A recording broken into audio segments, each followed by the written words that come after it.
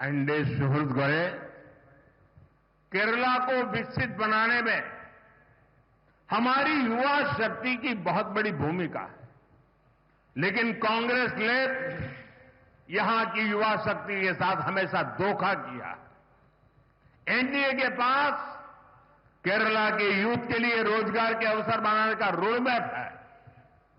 आज पूरी दुनिया आत्मनिर्भर भारत अभियान में अपने लिए अवसर देख रही है। इसलिए गल्फ हो, यूरोप हो, दुनिया के अनेक देशों के साथ भारत बड़े समझौते कर रहा है। इन समझौतों का बहुत अधिक लाभ केरल को मिल सकता है, लेकिन इसके लिए यहां बीजेपी की डबल इंजिन सरकार होना बहुत जरूरी है। പ്രിയപ്പെട്ടവരെ, കേരളത്തിന്റെ വികസനത്തിൽ യുവാക്കളുടെ പങ്ക് വളരെ വലുതാണ്. എന്നാൽ കേരളത്തെ മാറി മാറി ഭരിച്ച രണ്ട് മുന്നണികളും കേരളത്തിലെ യുവാക്കളോട് വഞ്ചനയാണ് കാണിച്ചിട്ടുള്ളത്. കേരളത്തിലെ യുവാക്കൾക്ക് തൊഴിലവസരം സൃഷ്ടിക്കാനുള്ള കർമ്മപദ്ധതി എൻഡിഎയുടെ പക്കലുണ്ട്. ഭാരതം നടപ്പാക്കിയ ആത്മനിർഭർ പദ്ധതിയിൽ അവസരം കിട്ടുമോ എന്ന് ഇന്ന് ലോകം മുഴുവൻ ഉറ്റുനോക്കുകയാണ്. ലോകത്തിലെ വിവിധ രാജ്യങ്ങളുമായി, അത് മധ്യേഷ്യയിലെ ഗൾഫ് രാജ്യങ്ങളാകട്ടെ, യൂറോപ്പാകട്ടെ, അവരുമായൊക്കെ നയതന്ത്ര ബന്ധങ്ങളിലൂടെ ഭാരതം എന്ന വലിയ വലിയ കരാറുകളിൽ ഒപ്പിടുകയാണ്. ഈ കരാറുകളുടെ ഒക്കെ ഗുണം കേരളത്തിനും കിട്ടേണ്ടതാണ്. പക്ഷേ അത് സാധ്യമാകണമെങ്കിൽ കേരളത്തിലും ഒരു ഇരട്ട എഞ്ചിൻ സർക്കാർ ഉണ്ടാകേണ്ടത് വളരെ വളരെ അത്യാവശ്യമാണ്. സുഹൃത്തുക്കളെ, आधुनिक इंफ्रास्ट्रक्चर का निर्माण रोजगार का बहुत बड़ा माध्यम है। एलडीएफ हो या फिर कांग्रेस, ये इंफ्रास्ट्रक्चर नहीं बनाते, ये सिर्फ बड़े बड़े घोटाले करते हैं। लेकिन बीजेपी इंफ्रास्ट्रक्चर निर्माण से रोजगार निर्माण के विजन पर काम करती है। बीजेपी सरकार के प्रयासों के वजह से ही आज पूरे केरला में के रेल नेटवर्क का इलेक्ट्रिफिकेशन हो चुका है। आज यहां 3 वंदे भारत ट्रेनें चल रही है। थोड़ी देर पहले ही अनेक नई अमृत भारत एक्सप्रेस ट्रेनें भी शुरू की गई है. സുഹൃത്തുക്കളെ, ആധുനിക അടിസ്ഥാന സൗകര്യ വികസനം എന്നുള്ളത് തൊഴിൽ കിട്ടുന്നതിന് വലിയ ഘടകമാണ്. പക്ഷേ ഇടതാകട്ടെ വലതാകട്ടെ കേരളത്തിന്റെ അടിസ്ഥാന സൗകര്യ വികസനം നടപ്പാക്കുന്നതിൽ ഒരു ശ്രദ്ധയും കാണിച്ചിട്ടില്ല. പകരം വലിയ വലിയ അഴിമതികളാണ് അവർ ചെയ്തുകൊണ്ടിരുന്നത്. എന്നാൽ ഭാരതീയ ജനതാ പാർട്ടി ആകട്ടെ അടിസ്ഥാന സൗകര്യ നിർമ്മാണത്തിലൂടെ ലക്ഷക്കണക്കിന് തൊഴിലവസരങ്ങളാണ് സൃഷ്ടിക്കുന്നത്.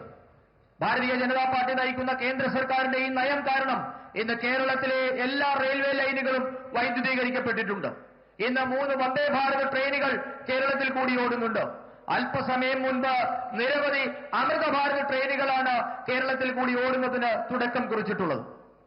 एनडे सुहृद गए इंफ्रास्ट्रक्चर से केरला में व्यापार और रोजगार कैसे बढ़ेगा, इसका एक बड़ा उदाहरण विजिंजम पोर्ट है.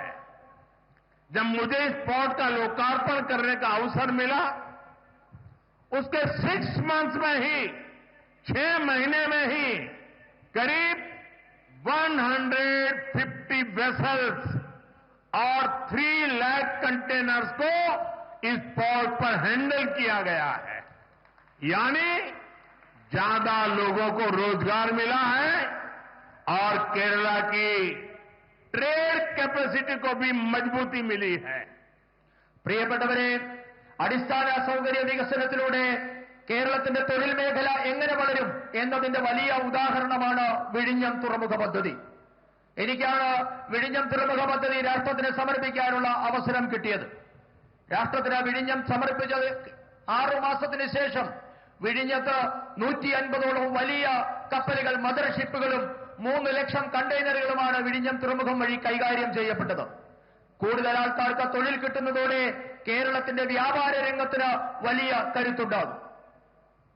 एनडीए सोच गए, करप्शन ने केरला के डेवलपमेंट पर ब्रेक लगा दी है।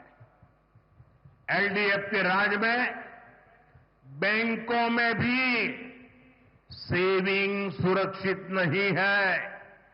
यहां जो कोऑपरेटिव बैंक स्कैम हुआ, इसमें गरीबों और मिडिल क्लास का पैसा लूटा गया है। किसी ने बच्चों की पढ़ाई के लिए, किसी ने बिटिया की शादी के लिए पैसे जमा कर रखा था, लेकिन लेफ्ट और कांग्रेस के लोगों ने वो भी लूट लिया। ऐसे लोगों को कड़ी सजा देना जरूरी है। आप एक बार बीजेपी को मौका दीजिए।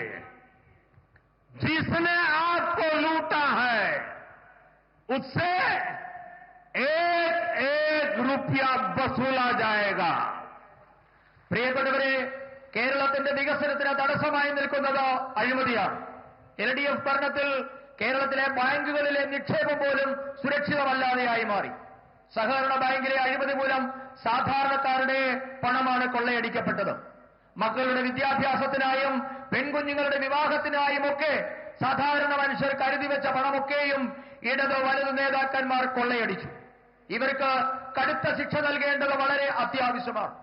ഞാൻ നിങ്ങളോട് അഭ്യർത്ഥിക്കുന്നു, നിങ്ങൾ ഭാരതീയ ജനതാ പാർട്ടിക്ക് ഒരു അവസരം തന്നാൽ നിങ്ങളുടെ മോഷ്ടിക്കപ്പെട്ട ഓരോ പണവും ഈ മോഷ്ടിച്ചവരിൽ നിന്ന് തന്നെ തിരികെ ഈടാക്കുമെന്ന കാര്യം ഞാൻ നിങ്ങൾക്ക് ഉറപ്പ് നൽകുകയാണ്.